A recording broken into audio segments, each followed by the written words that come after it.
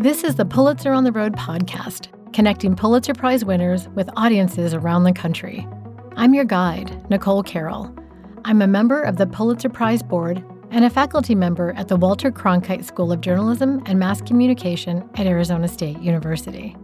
Each spring, 23 Pulitzer Prizes are awarded for distinguished journalism, books, drama, and music. On this podcast, we talk with many of the winners and hear the stories behind their prize-winning work. In April 2022, Vladimir Kara-Murza was arrested in Russia for speaking out against the war in Ukraine. Vladimir, who served as the deputy leader of the People's Freedom Party in Russia, is a politician, historian, and writer. While he was being held in prison in Siberia, Vladimir was still suffering the health consequences of two poisonings that he believes were at the hands of the Russian government. I was absolutely certain that I was going to die in that Siberian prison. Then, in early 2024, almost 2 years into his imprisonment, he learned of the death of another opposition leader, Alexei Navalny. It was a Friday evening, the 16th of February. I suddenly heard Alexei Navalny's name on the radio in my prison cell, which was astonishing because, of course, names of opposition leaders are not allowed on state media. And suddenly I heard his name, and I jumped up to listen.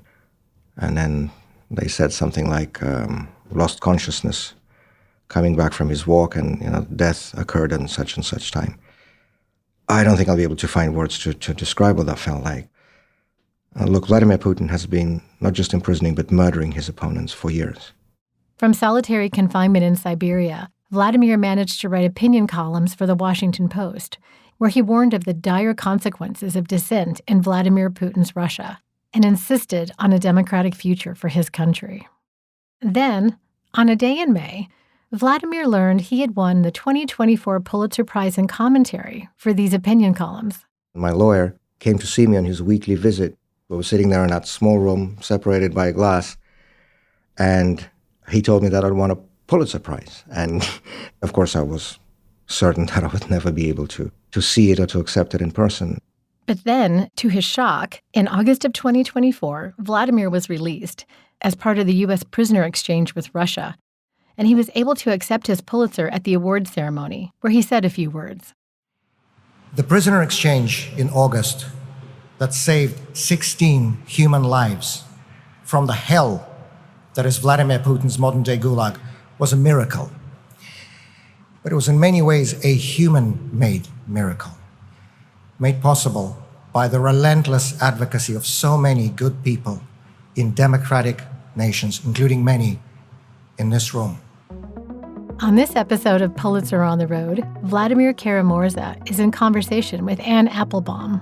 Anne won a Pulitzer for her book, Gulag, in 2004. She now serves on the Pulitzer Board and recently published a book titled Autocracy, Inc., The Dictators Who Want to Run the World. Vladimir and Anne will talk about what it's like to oppose the Putin regime inside Russia, where he worked with leading dissidents such as Boris Nemtsov. They'll also discuss how Vladimir managed to write his columns from prison and why he believes that democracy and freedom are inevitable for his homeland, Russia. Vladimir, good morning. It's actually my afternoon, but it's great to be here with you transatlantically. Hello, Anne. It's always good to speak with you in whatever format. We're happy to join you for this podcast production. Before doing this, I was trying to remember where we first met, and I actually couldn't place it. I feel like I've known you for a long time, but I couldn't pinpoint why that is. You've been a presence in my life without me remembering the exact moment. I think I could say the same thing, and I wouldn't be able to remember either. I know it's been a long time, and we have many mutual friends, one of whom was Vladimir Bukovsky, an eminent Soviet-era dissident and somebody who's very important in my life. And we certainly met with his presence as well many times. That's so funny that you've said that, because I actually wanted to begin with something that I remember Vladimir Bukovsky saying about how being a dissident in any society requires a particular kind of personality. You're probably best known to this audience for your columns, for the fact that you were imprisoned in Russia and then released.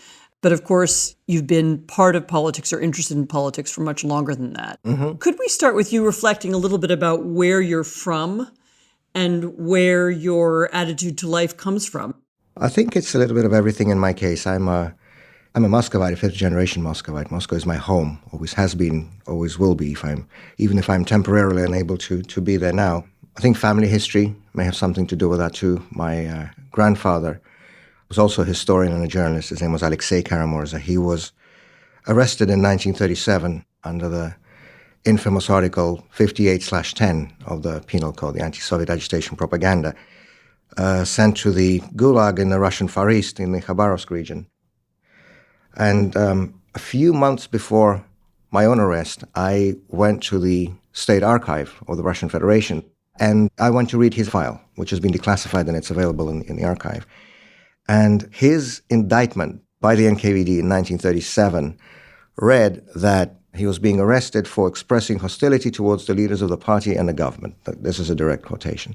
And when I was arrested and tried and had my sentence pronounced, one of my criminal offenses was expressing a hostile attitude towards the top leadership of the Russian Federation. So it was actually astonishing to me, also as a historian, to see, well, similar is probably not a strong enough word. I mean, these people are literally taking phrases out of the NKVD documents at the time of Stalin's Great Terror and putting them into their indictments and sentences today.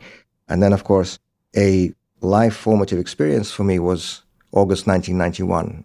I was only 10 at the time, so I always regretted that I was too young to participate in those events. To me, those 3 days in August. These were the demonstrations in Moscow that eventually brought down the Soviet Union. Right, the attempted hardline coup d'etat that actually ended up turning into a democratic revolution when the Soviet regime fell in 3 days. And, when that coup began on the morning of the 19th of August, 1991, it seemed that the plotters had everything on their side. Of course, these were the top leaders of the Communist Party, the KGB, the Soviet military. They had the entire government and party apparatus. They had the propaganda machinery, the newspapers, the television channels, radio stations, and so on. They had the world's foremost machine of repression that was the Soviet KGB. And of course, they had the tanks, which they sent to occupy central Moscow. And the people, the Russian citizens, Muscovites, who were opposed to that coup, were not armed with anything except their own dignity and their determination to stand up for their freedom. And so people went out into the streets in the tens of thousands and the hundreds of thousands. And my father was one of those people who spent all 3 days and 3 nights at the barricades by the Moscow White House. And so when the people went out into the streets and stood in front of the tanks stopped and turned away. And to me, this was, as I said, a life formative experience, because the lesson of those days will stay with me for as long as I live. And that lesson to me is that however strong an authoritarian regime may seem, if enough people are willing to stand up to it, all that strength becomes meaningless. Do you think of yourself primarily as an activist or a journalist? How did you transition from somebody who was thinking about these ideas and wishing to be part of it to somebody who wrote columns and commentary? So I always aspired to enter politics. I always wanted to be in politics because I wanted to change my country for the better. And, I think the path we choose in our life is obviously, influenced and determined by our own interests and principles and predispositions, but it's also very important what people we meet along the way. And to me, such a meeting that had a profound impact on my life happened actually a little more than 25 years ago. It was in the autumn of 1999, just as Putin was coming to power.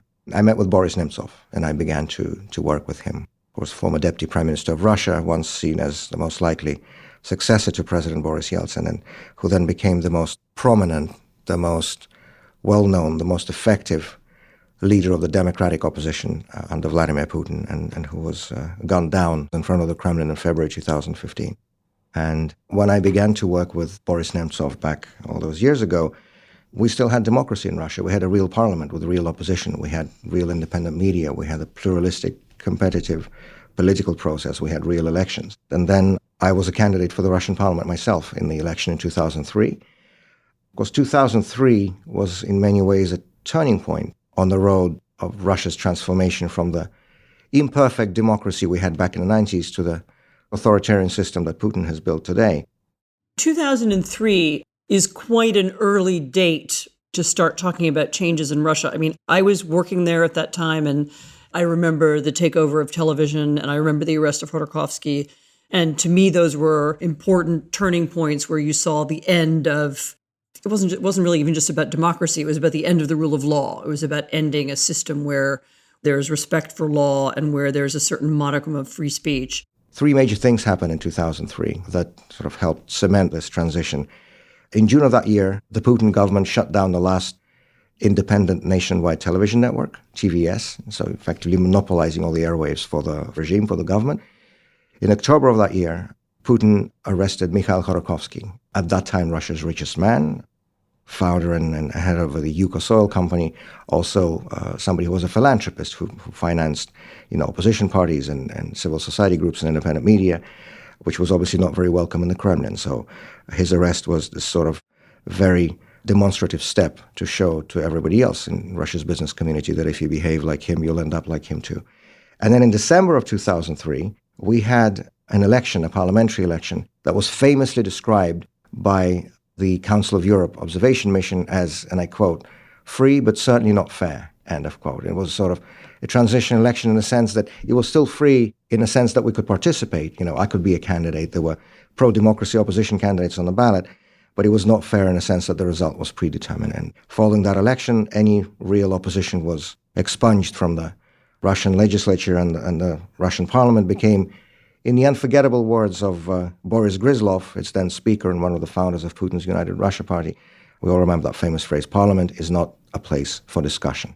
I think that's one of the phrases that will go down in future history books to describe the Putin regime. And so you asked what I consider myself. In a normal situation, I would say I'm an opposition politician, but I think that is a term that is unfortunately not applicable to Russia today because, opposition is a term that belongs to free societies because members of the opposition sit in parliaments, they debate in television studios, they participate in elections. In my country, people who oppose this regime are either in exile, in prison, or dead.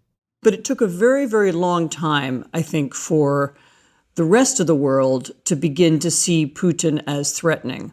Around about 2007 or 8, I actually made a speech in Germany where I talked about Putinism as an ideology. And I listed some of these changes and the way in which he was at that point, he'd created this system of managed democracy where he'd created fake political parties, and there was an attempt to kind of mastermind a kind of puppet show for people. And I described this that in the speech, and people came up to me afterwards and they were furious at me. They said, it's not an ideology, he's a pragmatic person, he's someone we do business with. You're creating hatred against him. What's wrong with you? I mean, actually, I don't mean to blame the Germans at all, because you could have heard those comments in almost any European country or North American country at the time. Why do you think there was such a difference between the way Putin was seen by people like you inside Russia?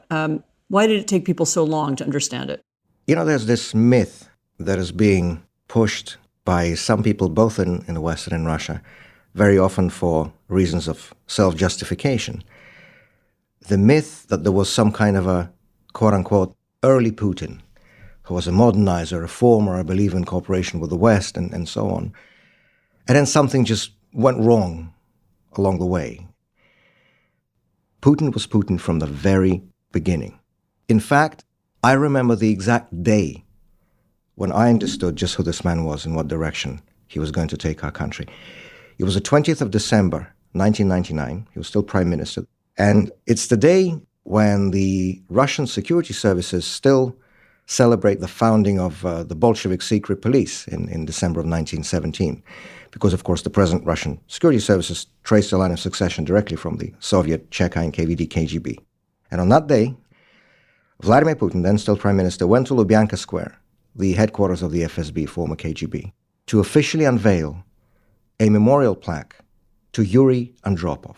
Now, Yuri Andropov was someone who epitomized the worst of the Soviet system. As a longtime chairman of the Soviet KGB, he really made it a priority to suppress and put down and try to destroy dissent inside the country. He was the one who set up this infamous Fifth Chief Directorate to go after dissidents.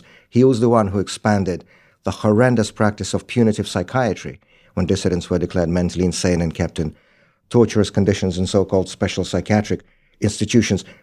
I had no more questions after that day.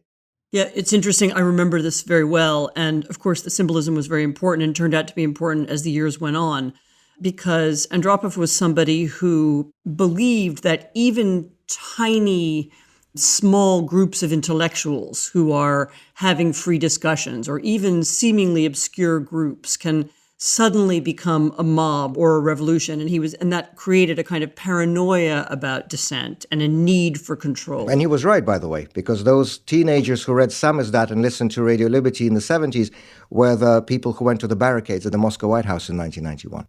Right. Putin got that paranoia, I think, from him. I mean, I think there's a direct line from Andropov and his way of seeing even small intellectuals as being a great threat to the state, and the way that Putin spoke about protesters as spies or traitors, or anybody who expressed any kind of an opposition idea was potentially an enemy of the state.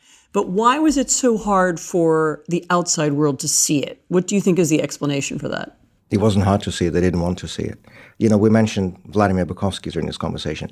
He once said, sort of commenting on the Western policies towards the USSR, that for too many Western politicians, frying their morning bacon on Soviet gas is more important than any human rights concerns. And half a century has passed and nothing has changed. People who didn't see it did not want to see it. It was absolutely clear from the very beginning. But to your question about Western leaders, there's a lot of talk in these last almost 3 years now that the full-scale war in Ukraine has been going on about, so-called collective guilt or so-called collective responsibility. That, there is a view, which I completely reject, but there is a view that some people put out there that, all Russian citizens are responsible for what the Putin regime is doing in Ukraine. But if people want to talk about collective responsibility, let's also not forget about the collective responsibility of Western leaders who for so many years deliberately chose to turn a blind eye on the domestic repression, on authoritarian abuses that were already going on full scale inside of Russia in order to continue dealing with Putin, trading with Putin, buying oil and gas from Putin, and finding some sort of a modus operandi with him on the international arena. While independent TV stations were being closed and people were being jailed and elections were being rigged, Western leaders push reset buttons with him or, invite him to international summits and roll out red carpets and so on and so forth. Well, needless to say, such a position is completely immoral, especially for the leaders of countries that pride themselves on their adherence to such principles as democracy, rule of law, respect for human rights. But what's equally important, this policy was very short-sighted and very impractical, because as anybody who has read about Russian history knows very well, in Russia, internal repression is always followed by external aggression. There are always two sides of the same coin, because a government that does not respect the rights and freedoms of its own people is not going to respect international borders, is not going to respect the principles of international law. And so those Western leaders who for years and years and years chose to turn a blind eye on Putin's authoritarian abuses, chose to appease Putin, chose to enable Putin, they bear a significant responsibility for what is happening now in Ukraine, for this largest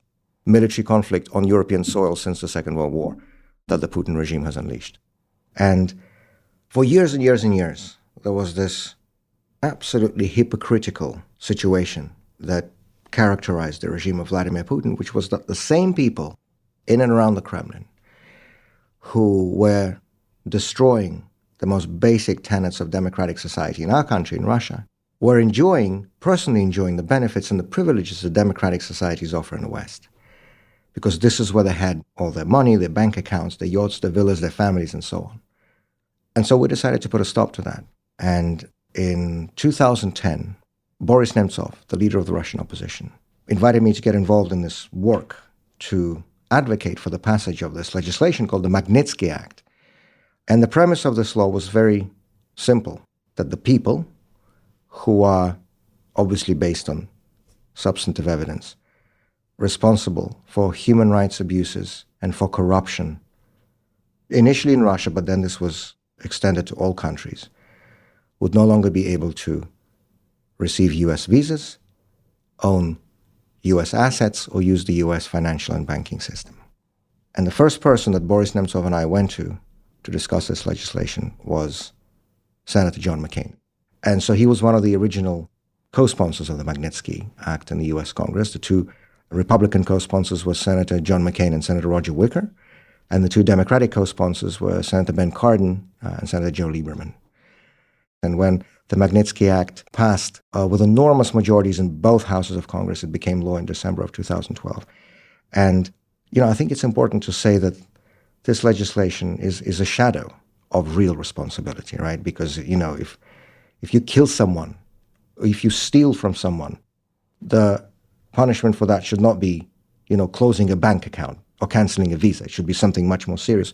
But at least, while it is impossible to get any accountability for these people inside of Russia while this regime continues to be in power, and it was very important to get this measure of accountability on the international level to make sure that the world's democracies send a very clear signal that the crooks and human rights abusers will no longer be welcomed on their territories and in their financial systems. And I'm proud of the fact that in the year 2025, 35 countries and jurisdictions around the world have this legislation, the Magnitsky legislation, on the books. And it applies globally. It applies not just to the Putin regime in Russia, but to all authoritarian, dictatorial, corrupt regimes around the world.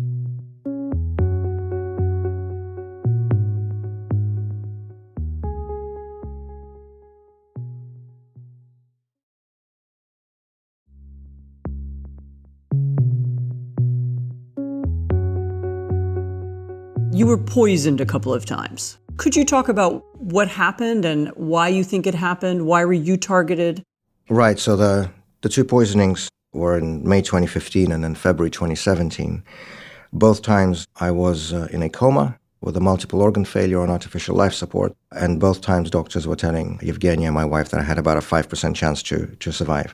I had no doubt from the first moment, and neither did my friends and colleagues, that these were deliberate poisonings. And I had no doubt from the very beginning that this was because of my work on the Magnitsky Act.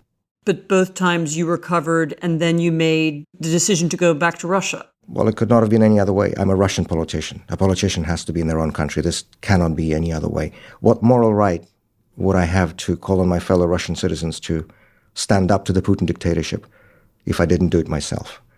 I think that being a public person, being a political leader, presupposes a level of responsibility that transcends, frankly, the considerations of personal safety and personal comfort. And I know that what I'm doing is right. I know that what I'm doing is in the interest of my country. And I'm going to continue doing it regardless. And so I did not even have a thought about leaving Russia, either after my poisonings or after Putin launched the full-scale aggression on Ukraine in February of 2022. After the invasion, they passed these laws, these new articles to the criminal code that made it a crime not only to oppose the war in Ukraine, but actually even to talk about it. You cannot call it a war because, of course, in the Kremlin's imagined propaganda world, there is no war. There are no mass bombings of residential areas. There are no, mass deaths of civilians. There are no bombings of schools and hospitals and so on. This is a target, quote-unquote, special military operation, and anybody who says anything different is a criminal in this system. And so they passed these laws at the beginning of March of 2022, and then they waited for about a month to let everybody who wanted to leave. Because, of course, that's much easier for the Kremlin, for Putin, when political opponents just leave, because they don't have to deal, with the trials and the international public opinion and the outcry and so on.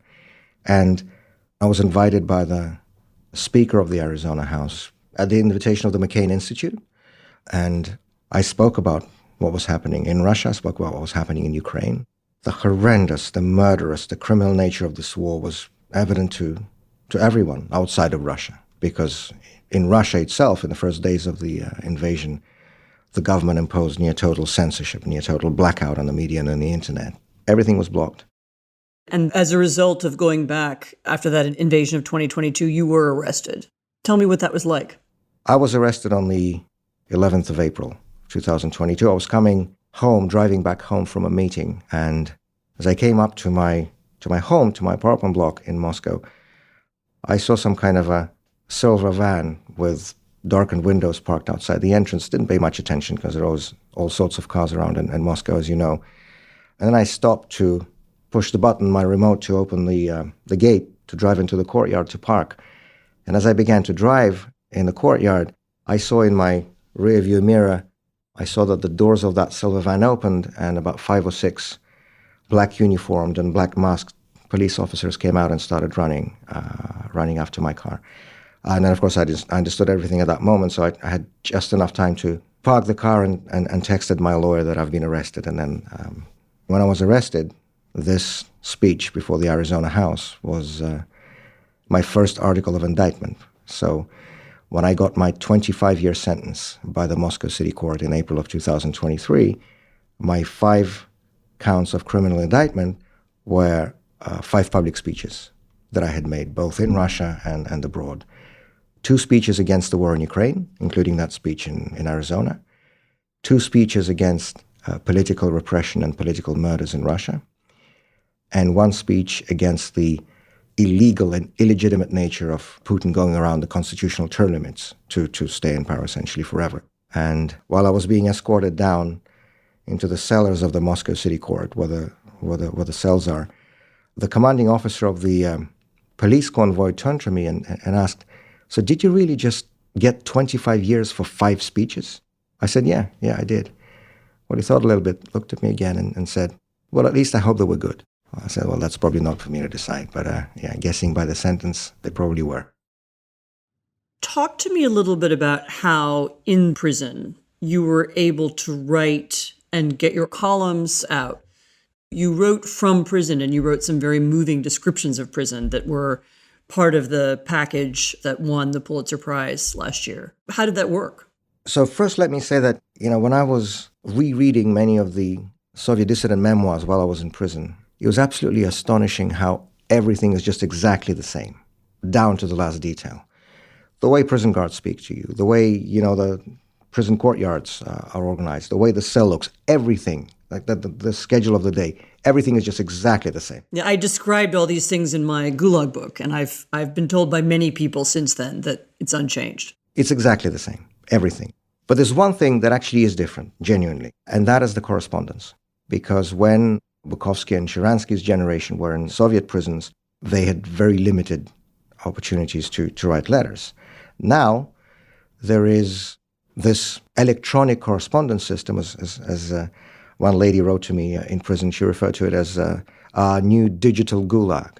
It's an electronic correspondence system that anybody can use. There's a website where people outside can go to, select the region, the prison, the person they're writing to, and they can write letters.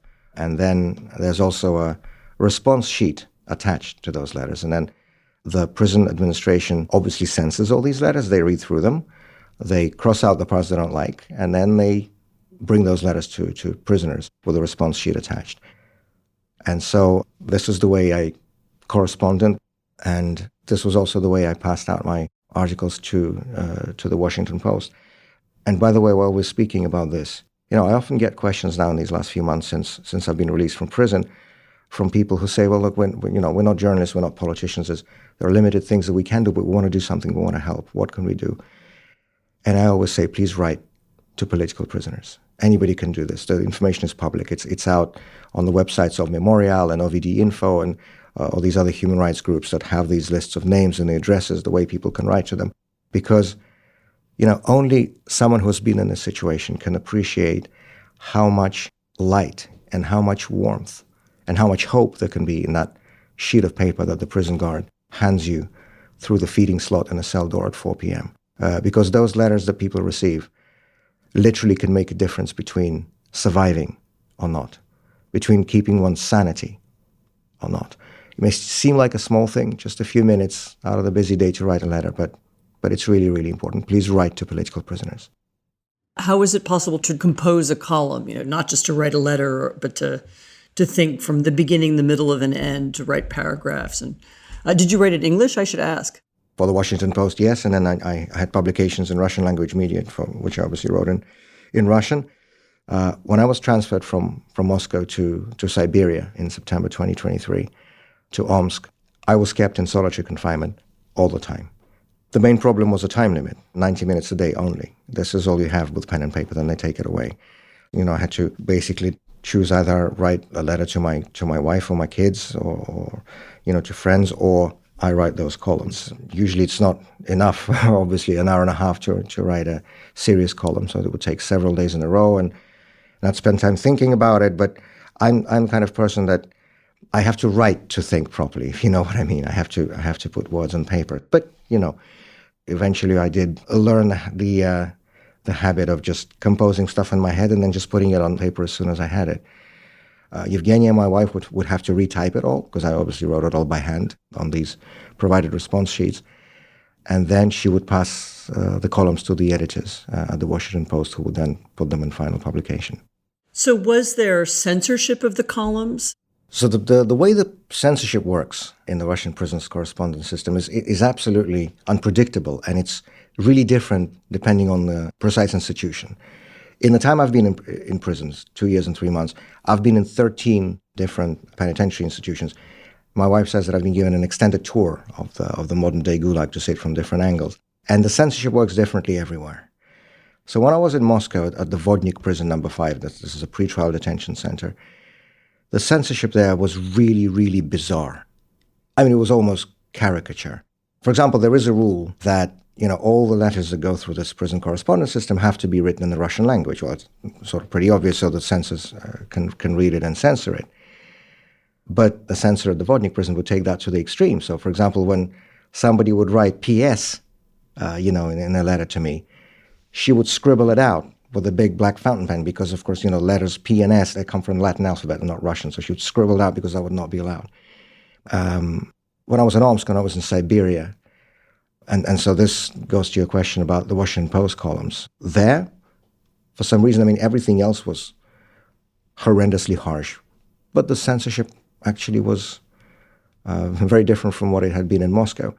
And so I'm really grateful for this correspondence system. I mean this without any irony, both for being able to communicate with family and friends, but also for being able to put out the publications, including my columns for the Washington Post.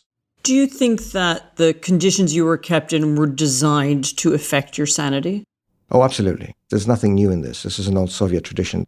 Political prisoners, whom the regime, for one reason or another, considers to be particularly dangerous, are kept in total isolation, in constant solitary confinement.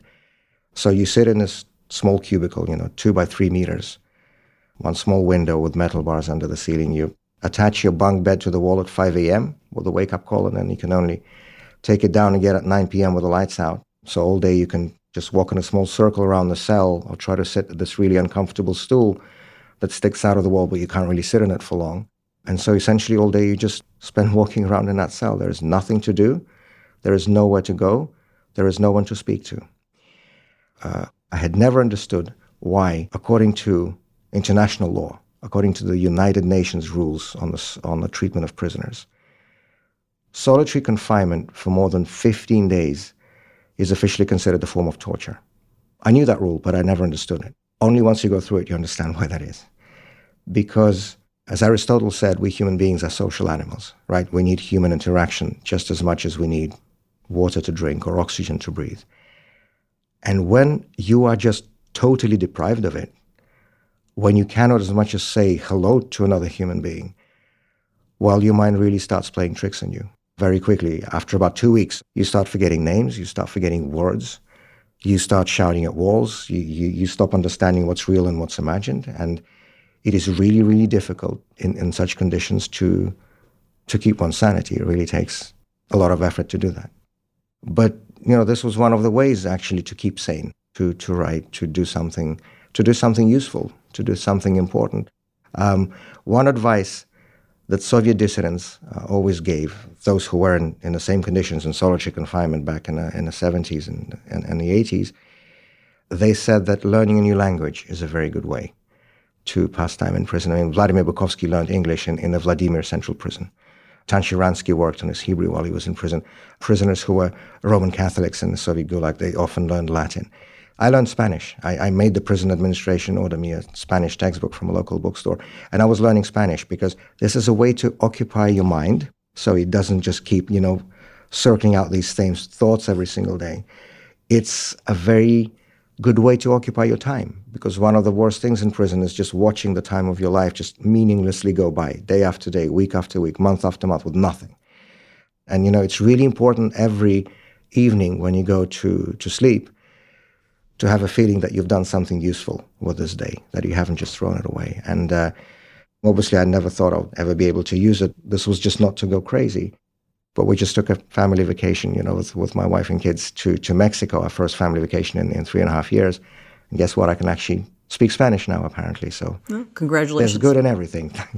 There is a lot of optimism in your writing. So there you were in really horrific conditions that would have been familiar to prisoners in Russia in the 1930s. And you continue to maintain that Russia can change and that Russia can be different. Where does that optimism come from and that conviction? I mean, there aren't so many people like you in Russia right now. Certainly, there's a limited number of people willing to go to prison, but there's also a limited number of people who are willing to push back against the regime right now at all. So where does your optimism, where does your conviction in the possibility of change come from? Well, on that last point, and the truth is we don't know how many people there are in Russia who really want change and who really are fed up with this. And, when I sometimes see in Western media references to opinion polls in Russia, claims that most Russian citizens support the war in Ukraine, this is complete nonsense. How can we speak about opinion polls? How can we speak about sociology in a repressive dictatorship where people go to prison for expressing views that are different from the view of the government?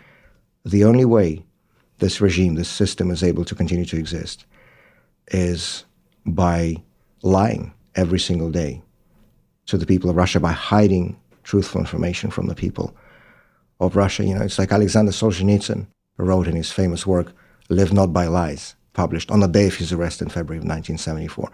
He said that lies are always kept up by violence, and violence has nothing to cover itself but with lies. And this is exactly the way the current regime operates.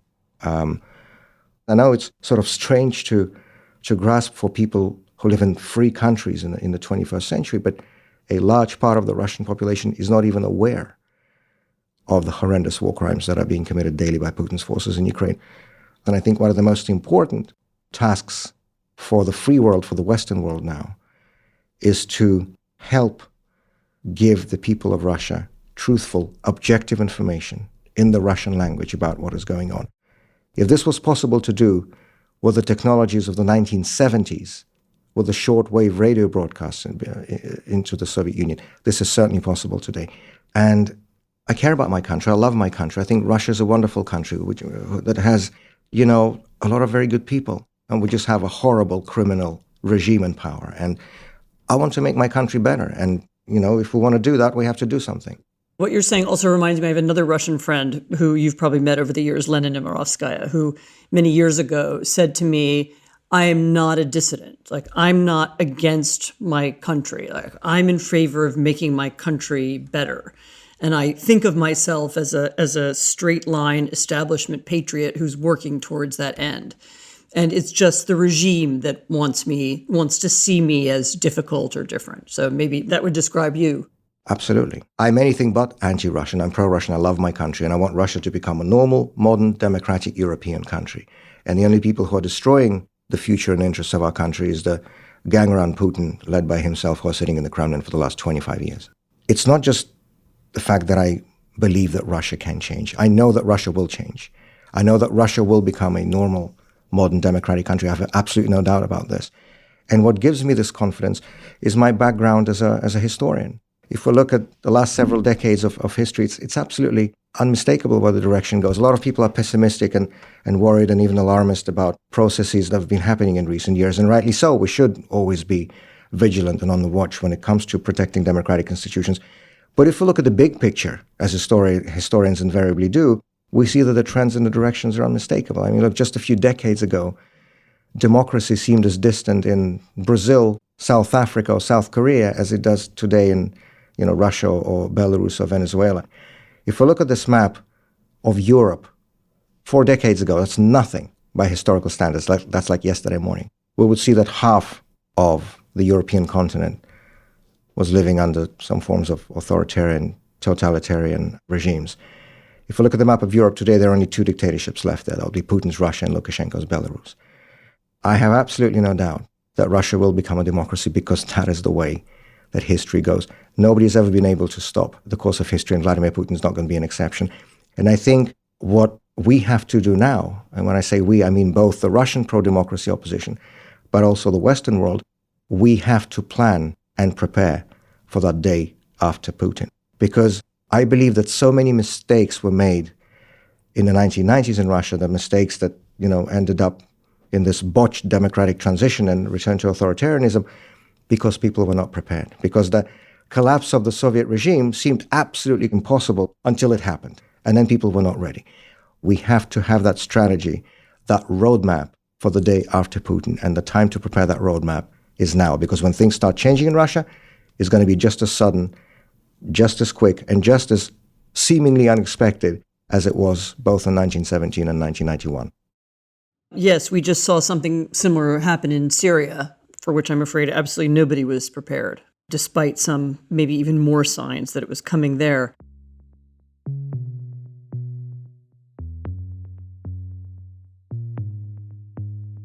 You were, of course, eventually released. You were part of this famous prisoner exchange. Can you describe what that felt like?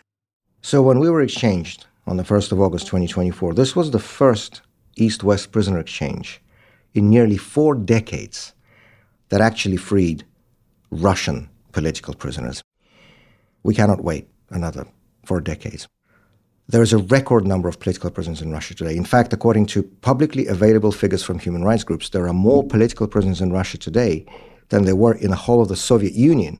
So that's 15 countries put together in the mid-1980s towards its later period. And I think it is not just a legal, but above all, a moral responsibility by the free world, by the democratic world, to help save these people, to help free these people. In fact, this has been done by 4 American presidents, 2 Republicans, Gerald Ford and Ronald Reagan, and 2 Democrats, Jimmy Carter and now Joe Biden. And whichever party is in power in Washington, whoever's sitting in the Oval Office, it is absolutely essential that these exchanges continue. You were in a place from which there was no hope of escape, and then suddenly, what happened? One day in late July, I was sitting in my prison cell in Omsk when the security officer came in with a prison guard, and they took me to some sort of a prison office, a small room, desk, a couple of chairs, and a big portrait of Vladimir Putin on the wall. And on the desk, there was some sort of a pre-printed template and then a blank sheet of paper with a pen. And as security officer, this was a prison security officer, he told me to sit down and write with my own hand what was written on the template. And I looked at it, and it was a petition for pardon addressed to Vladimir Putin, in which I was supposed to admit my guilt, express remorse for all my crimes, and ask him to pardon me. First, I thought this was a prank, so I just laughed at it when I saw it. But then I looked at the security officer's face, and it didn't look like he was in the mood for joking. So I said, "What is this?" And he said, "Please write and sign this." I said, "I'm never going to write and sign anything like this." He said, "Why not?" And I said, "Well, first of all, because I do not consider Putin to be a legitimate president of my country. I consider him to be a usurper, a dictator, and a murderer, and I'm not going to ask him for anything. And secondly, I'm certainly not going to admit any guilt because I'm not the one guilty of anything. And the real criminals are those people who are sitting in the Kremlin who have started this war in Ukraine, not those of us who are in prison because we had opposed it." He obviously was not very happy with the answer, so he asked if I would put that in writing. That I was very happy to do, so I put that in writing, adding also that I very much hope to live to see the day when Vladimir Putin is put on trial for all the crimes he had committed.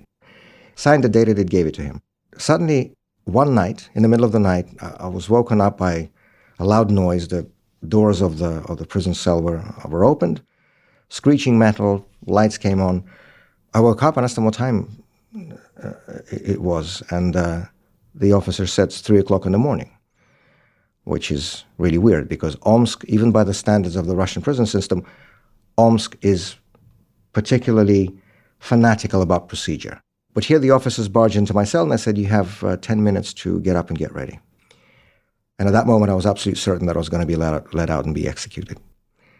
But instead of the nearby forest, they drove me to the airport, put me on a passenger plane, handcuffed with police escort, and flew me to Moscow. And then in Moscow, I was taken to Lefortovo, the legendary, the notorious NKVD KGB prison that once housed some of the most prominent opponents of the Kremlin. But it was really bizarre the way the reception was organized, because usually when the prisoner is taken to a new institution, they take him to the office, they officially tell him what institution he is in, they inform him of his rights and so on and so forth. But nothing like this was happening here. Then they locked me up in a solitary confinement cell in Lefortovo. And then on the morning of the 1st of August, the deputy director of the Lefortovo prison came into my cell with guards carrying the bags from the storage that I had brought from Omsk. And he said, he told me to take off my prison uniform and put on the civilian clothes that I had. And so they escorted me down, and there was a row of men in plain clothes and black balaclava masks covering their faces standing there. It's a pretty intimidating sight, I have to say, even after everything else I've seen in prison. These turned out to be the Alpha Group, the FSB Spetsnaz, the elite unit. And there was some sort of a bus standing in the prison courtyard, and I was told to get up on it.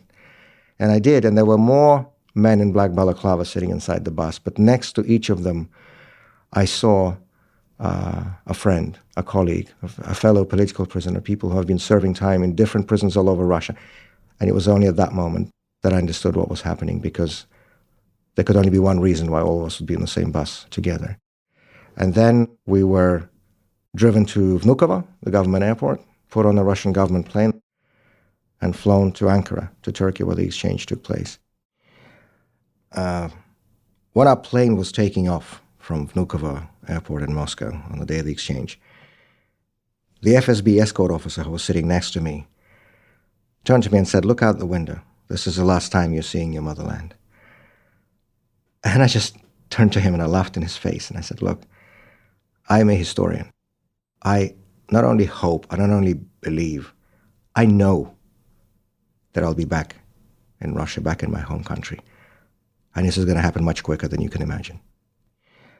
And it was totally, totally surreal. Once the exchange actually happened, we were driven to some sort of a government terminal, a big reception room. There was a long table with sandwiches and cookies and pots with coffee and tea. And a lady came up to me in a business suit. She was holding a mobile phone. And she came up and she asked, "Are you Mr. Kara-Murza?" I said, yes, I am. And she handed me the phone and she said, "The President of the United States is on the line waiting to speak to you." And at that moment, I just thought that I'm going to just give up trying to understand what is happening here.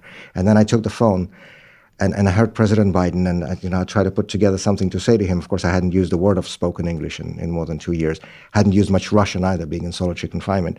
But I thanked him. Of course, this was the first thing that came to mind. Thanked him for saving 16 souls, 16 human lives from Putin's gulag. And then he passed the phone to Yevgenia, my wife, and our kids who were with him in the Oval Office.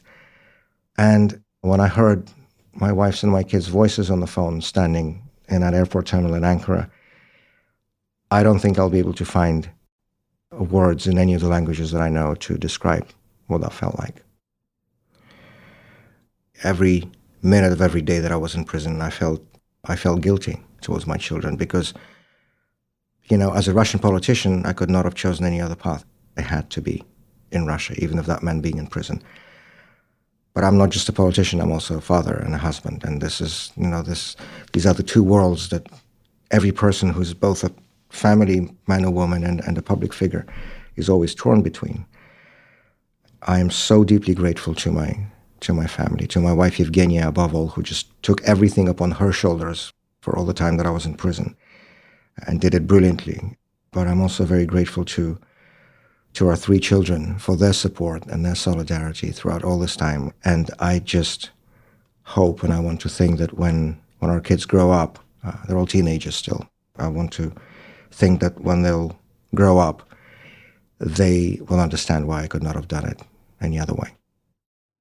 I wonder if we could finish by talking both a little bit about the Pulitzer, what it's like to win a Pulitzer Prize in prison, and then what it's like to attend the Pulitzer ceremony, which I imagine is not a place you ever thought you would be, a few months later. And also a little bit about one of the things that the Pulitzer is meant to do is it's meant to reward writing, partly also as a way of reminding Americans of the value of free speech and the value of journalism and its importance.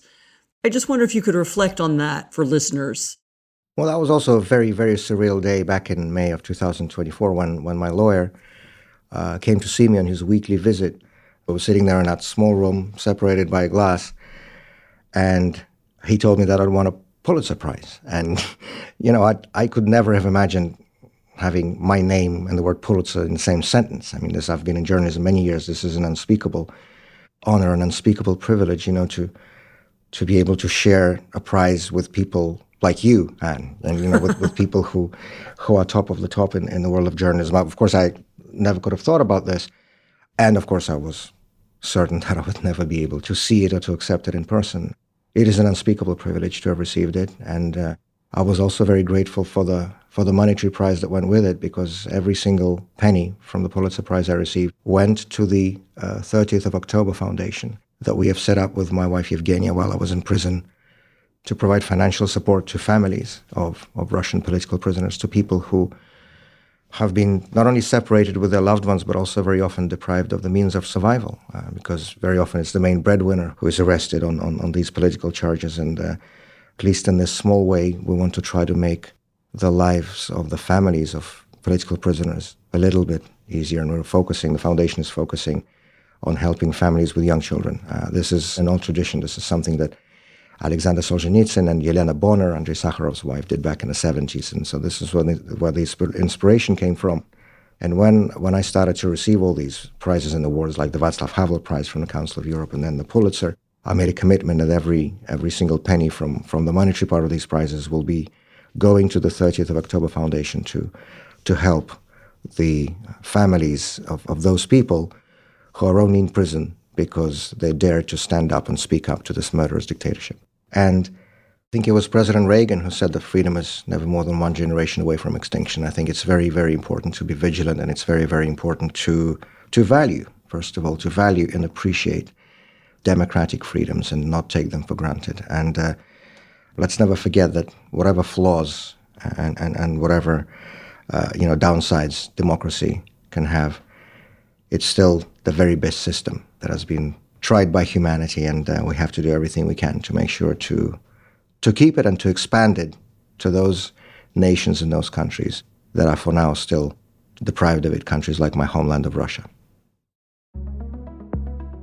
Thank you so much, Vladimir, for joining this podcast, and I hope that being together with your family now is helping you revive and recover from that long traumatic ordeal. And I also really hope it also helps you be productive and continue to work and to write in the future, and that we can continue to read you and we can continue to hear from you and about you for many years to come. Thank you so much, Anne. Thank you for this invitation. It's always great to speak with you.